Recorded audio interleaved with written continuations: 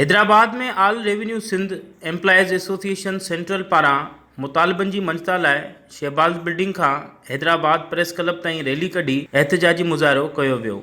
सैयद सरदार अली शाह, सरफराज़ भट्टी, शाहिद मियां ऐं ॿियनि अॻवाननि जो चवणो त board of revenue registration wing, commissioner office, deputy commissioner office ऐं मुख़्तियारकारनि जूं तरक़ियूं केतिरे ई अरसे खां रोलड़े जो शिकार आहिनि। यूनियन पारां 11 नुकाती चार्टर ऑफ डिमांड ॾिनो वियो आहे, पर उन ते हेसि ताईं अमल नाहे थी सघियो। कराची खां वठी हैदराबाद तोणी ठीके ते ऑफिस वञी चुकियो आहिनि। प्राइवेट माण्हू उहो करप्शन कनि था, उन्हनि जो इल्ज़ाम रेवेन्यू डिपार्टमेंट ते थो लॻे। इन करे असां रेवेन्यू वज़ीर खे बार बार गुज़ारिश कई आहे, 10 ॾींहंनि खां पोइ धरणे जो ऐलान कंदासीं। उन खां पोइ ॿिए मरहले ते असां बिलावल हाउस कराचीअ में धरणो ॾींदासीं। हिननि जो चवणो त सब रजिस्ट्रार ऐं मुख़्तियारकार ऑफिसुनि में ठेकेदारी सिस्टम ख़त्म कई वञे। असां भरपूर एहतजाज कयो आहे, जेको असांजे मरकज़ी सदर में ऐलान कयो आहे त 10 ॾींहंनि जो असां हिनखे अल्टीमेटम ॾियूं था।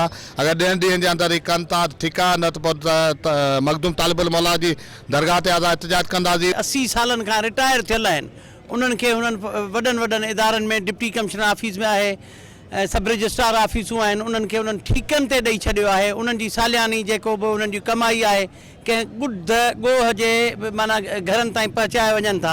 महिरबानी करे असां वसवार अमलदारनि खां इहा घुर था कयूं त असां महिरबानी करे इहो इंसाफ़ कयो वञे। हिननि मुतालबो कयो त रेवेन्यू मुलाज़िमनि जा मसइला फौरी तौर हल करे मुलाज़िमनि में पखड़ियल बेचैनी ख़त्म कई वञे, न त ॿी सूरत में एहतजाज जो दायरो वधायो वेंदो। कैमरामैन शाहिद रिन सां गॾु फेरोज़ बबर, सिंध टीवी न्यूज़, हैदराबाद।